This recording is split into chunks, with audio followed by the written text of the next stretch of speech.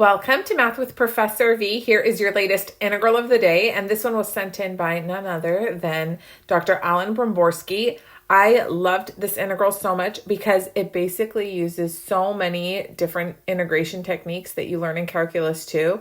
This is just such a good problem to review and make sure you're ready for finals or that you really have learned the content from the course. So I also have an exciting update about my website and the online courses at professorvmath.com, but I'll talk about it at the end of the video. Let's just get into this integral first. Okay, definite integral 0 to 1, cosine inverse of the square root of 1 minus the square root of x dx. So let's go in and do a substitution. We're just going to let the substitution be the entire argument here. So let's let t be the square root of 1 minus the square root of x. And then we have to rewrite the whole integral in terms of t. Don't find dt just yet. It's going to be a hot mess. First, let's isolate x. So t squared is 1 minus the square root of x if I square both sides. And then rearranging, that means square root of x equals 1 minus t squared. So x is equal to 1 minus t squared squared. So then now let's go ahead and differentiate both sides so we can figure out what our new differential is going to be. So dx is equal to 2, I'm using chain rule, times 1 minus t squared times negative 2t dt. How are we doing so far? Okay, and then don't forget, yes, we have to change our limits of integration. So these limits 0 and 1, they belong to the variable of the integral here, which is x. I'm going to substitute them in for x and find the new limits in terms of t. So t of 0, t of the lower limit, is the square root of 1 minus square root of 0, 0. So this is 1. And then t of 1 is going to be the square root of 1 minus rad 1 is 1. So this is 0. So they switch basically. 0 becomes 1, 1 becomes 0. So here we go. Now, what does our integral become in terms of t? We have 1 to 0. This is all cosine inverse of t. This whole mess is just t. So that's nice. Okay, cosine inverse of t. And then come back here. This dx gets replaced with all of this. So 2 times 1 minus t squared times negative 2t dt. I'm going to clean it up just a wee bit. That's negative 4t times 1 minus t squared dt. Are we good? Okay. First things first, we can get rid of this negative if we flip the limits of integration. Beautiful. And then I'm also going to distribute this 4t through. So negative is gone. We're going 0 to 1. Let me put the polynomial part in the front. So 4t minus 4t cubed times cosine inverse of t dt. Okay, well, I have a polynomial times an inverse trig function. Which integration technique is best to employ now? Integration by parts. So we're going to let u be the inverse trig function, so cosine inverse of t, and then dv is basically the rest. So that would be 4t minus 4t cubed dt. Okay, so then now I have to find du and v. So derivative of cosine inverse of t, I just think it's the same as sine inverse, just add a negative. So negative square root of negative 1 over the square root of 1 minus t squared dt. And then v is going to be 2t squared minus t to the 4th. And that's it. Okay, beautiful. Now we're going to apply our by parts formula. So you're going to take u times v, and that goes outside. That's not getting integrated. So we're going to have 2t squared minus t to the 4th times cosine inverse of t. And that gets evaluated from 0 to 1 already. And then I have minus integral 0 to 1. And then you have the product v du. Well, this product is going to have a minus sign. So let me just switch this to a plus right away. And then we're going to have, let me put this polynomial portion in the numerator, 2t squared minus t to the 4th over square root 1 minus t squared dt. Are we good?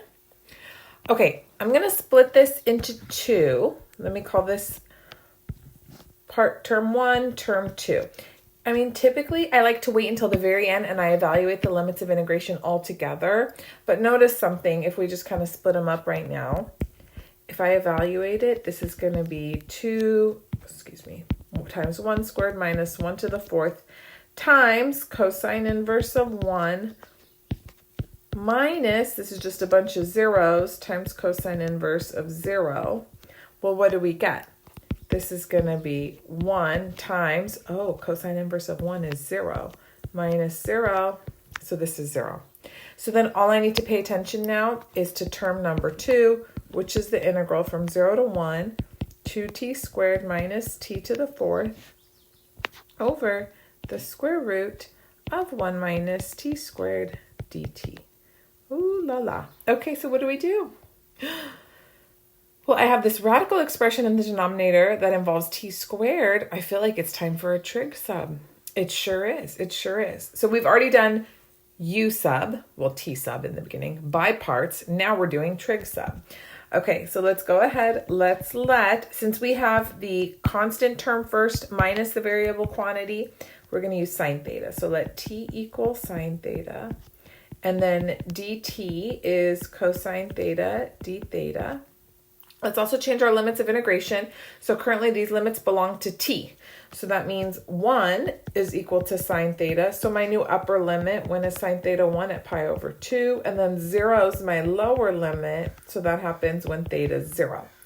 Okay, so then the integral is going to become, we have still 0, but now to pi over 2. 2t squared is sine squared theta, minus t to the 4th is sine to the 4th theta, over, this is going to be square root 1 minus sine squared theta, and then this dt is right here, cosine theta d theta. Okay, well, square root of 1 minus sine squared, this is cosine squared. Square root of cosine squared is absolute value, cosine theta, but we're on the interval from 0 to pi over 2, so cosine's positive. We don't have to worry about keeping absolute value, so this will just cancel out entirely. And then now we have 0 to pi over 2, 2 sine squared theta minus sine to the 4th theta d theta. Yay! Okay, we're basically home free. Now we just have to use our half angle, angle reducing formulas, whatever you call them. So we go 0 to pi over 2, 2 times, now I'm going to replace sine squared theta with 1/2 times 1 minus cosine 2 theta.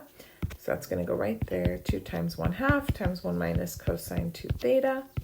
Minus, okay, now here's the part where you have to be careful. So sine to the 4th theta, remember that's sine squared theta squared. So that is 1/2 times 1 minus cosine 2 theta, and then square that entire quantity. So what does it become? 1/4 times 1 minus 2 cosine 2 theta plus cosine squared 2 theta. Okay, and you might be like, oh, I'm footloose and fancy free, but no, you are not. Because what about this cosine squared 2 theta? You're going to replace that with 1/2 times 1 plus cosine 4 theta. Yes, yes, yes. And then don't forget your d theta. And then some of you fussed at me. I forgot parentheses last time, and I need one more. Okay. Yeah, we're good. Okay, so from here, we're going to go 0 to pi over 2. 2 and 1/2 cancel. Okay, so this is 1 minus cosine 2 theta. Minus 1/4 times, let's clean up some like terms because it's looking like a hot mess in here. I'm not happy about it, not one bit. Okay, 1 plus 1/2, like if this distributes, right?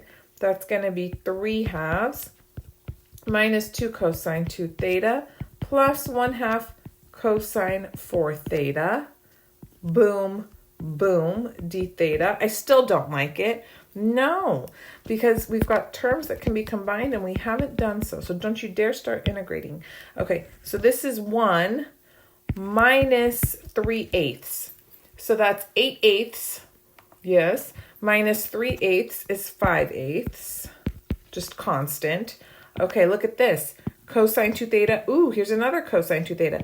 This is a positive 1/2 cosine 2 theta. I have a negative 1 cosine 2 theta, so that's a negative 1/2 cosine 2 theta. And then lastly, we've got minus 1/8 cosine 4 theta, d theta. Now everything's as cleaned up as possible. Always combine your like terms before integrating, because otherwise you're going to have too many terms to plug in your limits of integration at, and you might mess up. That would be tragic. Okay, here we go. Ready to integrate. So we'll have antiderivative of 5/8 theta.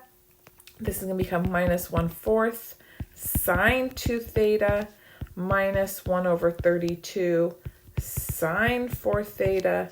Evaluate all this from 0 to pi over 2.